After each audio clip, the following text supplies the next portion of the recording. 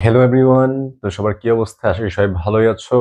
এবং তোমাদের এখন এই সময়কার সবচেয়ে গুরুত্বপূর্ণ প্রশ্নটি হচ্ছে যে ভাইয়া আমরা সাবজেক্ট চয়েস এবং ভার্সিটি চয়েসটা আসলে প্রক্রিয়াটা কিরকম, কিভাবে দিব, মাইগ্রেশন অন এবং অফ রাখলে কিরকম হবে এবং মেরিট লিস্ট কত পর্যন্ত যাবে, কিভাবে বুঝবো এবং যে সত্যায়িত করতে হবে মানে নিশ্চয়ন করতে হবে 5,000 টাকা দিয়ে, এর পরবর্তী প্রসেসটা কি, এই যে এ টু জেড প্রসেস, এই এ টু জেড প্রসেসটা আজকে আমরা জানিয়ে দিব। তাই তোমার ভিডিওটি ফার্স্ট টু লাস্ট দেখলে একটা পূর্ণাঙ্গ ধারণা ইনশাল্লাহ পেয়ে যাবে। তো ফার্স্টে যদি আমি বলি যে তোমাদের এবার কিন্তু গুচ্ছতে আগের বার তুলনায় সিট কম ছিল। আসলে এটা সিট কম বলা যায় না, কারণ তোমাদের কিছু কিছু ভার্সিটি বেরিয়ে গিয়েছে, সেই হিসেবে সিট সমান সংখ্যকই রয়েছে। আমি যদি বলি যে কিছুদিন পরেই তোমাদের হয়তো বা আর অল্প কিছুদিনের মধ্যেই তোমরা জিএসটি যে ওয়েবসাইট রয়েছে সেই ওয়েবসাইটে গেলে একটি ড্যাশবোর্ড দেখতে পারবে, একটি ড্যাশবোর্ড দেখতে পারবে এবং এখানে তোমরা দেখতে পারবে যে সাবজেক্ট দেখতে পারবে 1 2 3 4 5 এবং পাশে ভার্সিটির নাম দেখতে পারবে, পাশে ভার্সিটির নাম দেখতে পারবে, ঠিক আছে। এবং এটা কিন্তু তোমাদের পূর্ণাঙ্গ সাবজেক্ট নয়, মানে তুমি হচ্ছে এই সব সাবজেক্টের জন্য এবং এই ভার্সিটি তুমি এলিজেবল রয়েছো, মানে তুমি এখানে চয়েস দিতে পারবে এই এই ভার্সিটিতে এই এই সাবজেক্টগুলো তোমার মার্কের উপর ভিত্তি করে। এবং এখানে আরেকটা কথা বলা উচিত যে তোমাদের যদি 30 মার্কস হয়, 30 মার্কস হলে কিন্তু তোমরা যে কোনো ভার্সিটিতে চয়েস দিতে পারবে, কারণ তোমাদের পাস মার্কস হচ্ছে 30 এবং 30 পেলেই তোমরা এ টু জেড মানে যে কোনো ভার্সিটি তোমার চয়েস দিতে পারবে। কিন্তু 30 পেলে যে চান্স হবে এরকম না, এর জন্য তোমাকে আরো বেশি পেতে হবে। তো এই যে এই ওয়েবসাইটে এই ড্যাশবোর্ডে এগুলো দেখার পরে যখন তোমার সাবজেক্টের অ্যাপ্লাইটা শুরু হবে, হ্যাঁ, এই অ্যাপ্লাইটা শুরু হওয়ার পরে তুমি ধরো আমি সাপোজ বললাম যে তুমি একটা ভার্সিটির চয়েস দিবা, সেটা হচ্ছে ধরো বেগম রোকেয়া ধরো চয়েস দিলা, BRUR বেগম রোকেয়া চয়েস দিয়ে দিলা। এখানে তুমি ধরো যে সায়েন্সের, কিন্তু তোমার এখানে সাবজেক্ট চয়েস দেওয়ার পরে সাবজেক্ট চলে আসছে ইংলিশ, সাবজেক্ট কি আসছে ইংলিশ। এখন তোমার কিন্তু এখানে ভাইয়া 5,000 টাকা দিয়ে নিশ্চয়ন করতে হবে, যেখানেই আসবে 5,000 টাকা দিয়ে নিশ্চয়ন করতে হবে। যদি নিশ্চয়ন না করো তাহলে কিন্তু তুমি এই যে প্রসেসটা থেকে বাদ পড়ে যাবে। এখানে গুচ্ছ হয়তো বা তাদের ফার্স্ট মেরিট দিবে, দ্বিতীয় মেরিট দিবে, তৃতীয় মেরিট লিস্টও দিবে এবং চতুর্থ মেরিট লিস্টও দিতে পারে, যতদূর সম্ভব 3টা দিবে। এবং এরপরও যদি সিট ফাঁকা থাকে, সিট ফাঁকা থাকলে ভর্তি বিজ্ঞপ্তি দিবে। তোমরা সেদিনও কিছু কিছু স্টুডেন্ট ফোন করে বলতেছিলা যে ভাই ভর্তি বিজ্ঞপ্তি এবারও দিবে কিনা। দেখো 3টা বা 4টা মেরিট লিস্টের পরে যখন তোমার সিট ফাঁকা থাকবে, তাদের আসন পরিপূর্ণ হবে না, তখন কিন্তু তারা ভর্তি বিজ্ঞপ্তি দিতে পারে যদি সিট ফাঁকা থাকে। এখন তুমি ধরো এই ফার্স্ট মেরিট লিস্টে তোমার চলে আসছে বেগম রোকেয়া ইউনিভার্সিটি ইংরেজিতে, কিন্তু তুমি সায়েন্সের স্টুডেন্ট, এই ইউনিটের স্টুডেন্ট। এখন তুমি ইংরেজিতে আসলেও তোমার ভাইয়া তখনই ওখানে 5,000 টাকা দিয়ে নিশ্চয়ন করতে হবে এবং মাইগ্রেশন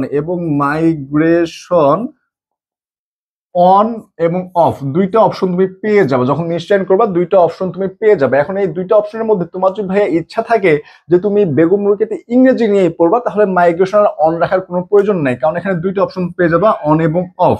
যদি তোমার মাইগ্রেশন তুমি ইংলিশ নিয়ে পড়ো তাহলে আর অন রাখতে হবে না। কিন্তু তোমার যদি ইচ্ছা থাকে যে না আমি ইংরেজি নিয়ে পড়বো না, আমি সায়েন্সের সাবজেক্টগুলো নিয়ে পড়বো, এখন সাপোজ যে তোমার এখানে তুমি 1 নম্বরে দিয়েছিল ধরো যশোর বিজ্ঞান ও প্রযুক্তি GUST, তারপর ধরো ইসলামিক ইউনিভার্সিটি দিয়েছিল, ঠিক আছে। এরপরে ধরো আরো দিয়েছিল গাজীপুর, ধরো দিয়েছিল গাজীপুর ইউনিভার্সিটি দিয়েছিল। এখন ধরো এই 4টি ইউনিভার্সিটি দিয়েছো, তোমার বেগম রোকেয়া চলে আসছে। এখন তুমি যে মাইগ্রেশন অন রাখো, যে সাপোজ তোমার গাজীপুরে চলে আসলো, যে সেকেন্ড মেরিট লিস্ট দিল সেখানে তোমার গাজীপুরে চলে আসছে। এখন গাজীপুরে চলে আসার পরও সেখানেও ধরো তুমি পড়বা না, এখানে ধরো চলে আসছে কি যে এখানে তোমার সাবজেক্ট চয়েস হিসেবে ধরো এখানে বাংলা চলে আসছে, বাংলা, এখানে ধরো বাংলা চলে আসছে, এখন তুমি এখানেও পড়বা না, তাহলে ভাই তোমার কিচ্ছু করার দরকার নেই, জাস্ট মাইগ্রেশনটা অন রাখবে। এইভাবে ধরো লাস্ট মেরিট লিস্ট পর্যন্ত এমনও হতে পারে তোমার জাস্ট অর্থাৎ যশোর বিজ্ঞান ও প্রযুক্তিতে ধরো ফিজিক্সে চলে আসছে, এখানে ফিজিক্সে চলে আসছে। এখন ভাই এই মাইগ্রেশন সরি এই মাইগ্রেশন অন রাখা মানে কিন্তু তোমার জাস্ট উপরের দিকে উঠবে, ঠিক আছে, জাস্ট উপরের দিকে উঠবে যদি আসন ফাঁকা থাকে। এখন তোমার যেখানে আসন ফাঁকা না থাকে তুমি কিন্তু গাজীপুরও চান্স পাবো না, ঠিক আছে, তোমার তখন বেগম রোকেয়াতেই পড়তে হবে। আর যে আসন ফাঁকা থাকে তাহলে জাস্ট তোমার উপরের দিকে উঠবে, কিন্তু এখানে নিচের দিকে নামার কোনো সুযোগ নাই। এবং মাইগ্রেশন অন রাখলে তুমি যখন এই জাস্টে চলে যাবে বেগম রোকেয়াতে কিন্তু আর পড়তে পারবা না। জাস্টে চলে যাওয়ার পরে বেগম রোকেয়ায় আবার ঘুরে পড়তে পারবে না, তখন তোমাকে জাস্টেই পড়তে হবে, যে সাবজেক্ট আসবে তোমার চয়েসের ভিত্তিতে সেই সাবজেক্টেই পড়তে হবে, অন্য কোনো সাবজেক্টে আর ভর্তি হতে পারবে না। তখন তোমার ধরো সাপোজ যে জাস্টে ভর্তি ফি হচ্ছে আমি ধরে নিলাম যে 22,000 টাকা, ভর্তি ফি 22,000 টাকা, তাহলে তুমি এই যে 5,000 টাকা এখানে নিশ্চয়ন করেছিলা 5,000 টাকা দিয়ে এই 5,000 টাকা এখানে মাইনাস হয়ে তখন তোমাকে এখানে জাস্ট 17,000 টাকা পে করতে হবে। তারা 5,000 টাকা অ্যাডজাস্ট করে নেবে, 17,000 টাকা দিয়ে পে করে তোমার এখানে ভর্তিটা কনফার্ম করতে হবে। আর যদি মাইগ্রেশন অন না রাখো তখন তোমার বেগম রোকেয়াতেই যে তাদের ভর্তি ফি আছে, আমি এখানে ধরে নিলাম যে 15,000 টাকা তাদের ভর্তি ফি, তুমি যদি তাদের এই 5,000 টাকা দিয়ে দাও, বাকি আর 10,000 টাকা এখানে অ্যাড করে তোমরা এখানে ভর্তি হয়ে যেতে হবে। এবং এখানে আরেকটি কথা বলে রাখি যে যারা ভাইয়া মার্কস গুলো একটু কম পেয়েছো, ঠিক আছে, মার্কস তুলনামূলক ভাবে একটু কম, যে 40, 42 এরকম পেয়েছো, তোমরা কিন্তু গ্রুপ চেঞ্জ করে অনেকে চয়েস দিতে পারো। এবং তোমাদের এই কম মার্কসে আমি বলবো যে তোমরা মিনিমাম 8 থেকে 10টা ইউনিভার্সিটি চয়েস দাও, ঠিক আছে, 8 থেকে 10টা ইউনিভার্সিটি তোমাদের চয়েস দেওয়া সবচেয়ে বেটার। কারণ তোমাদের যেহেতু মার্কস কম, তোমাদেরকে অ্যাপ্লাইটা বেশি করতে হবে, এক্ষেত্রে চান্স পাওয়ার পসিবিলিটি থাকতে পারে। চান্স যে হবে এরকমটা আসলে, কিন্তু চান্স পাওয়া যেতে পারে। এই জন্য তোমরা 8 থেকে 10টা দিবে, এবং যাদের ফিনান্সিয়াল অবস্থা ভালো আছে তারা সবগুলোই অ্যাপ্লাই করতে পারো। তাহলে দেখা যেতে পারে, এমনও হতে পারে যে একটা ইউনিভার্সিটি তোমার একটা সিট চলে আসতে পারে। এবং যারা এই কম মার্কস নিয়ে সন্তুষ্ট নয়, দেখো ভাইয়া, তুমি যদি এবার 30 পেয়ে থাকো তার মানে তোমাকে বুঝতে হবে যে তোমার অ্যাবিলিটি রয়েছে, তুমি পাস করেছো, তোমার আরো বেশি মার্কস পর অ্যাবিলিটি রয়েছে। তাদেরকে আমি বলবো যে তোমরা সেকেন্ড টাইম প্রিপারেশন নাও। কি করবা তোমরা সেকেন্ড টাইম প্রিপারেশন নিতে পারো।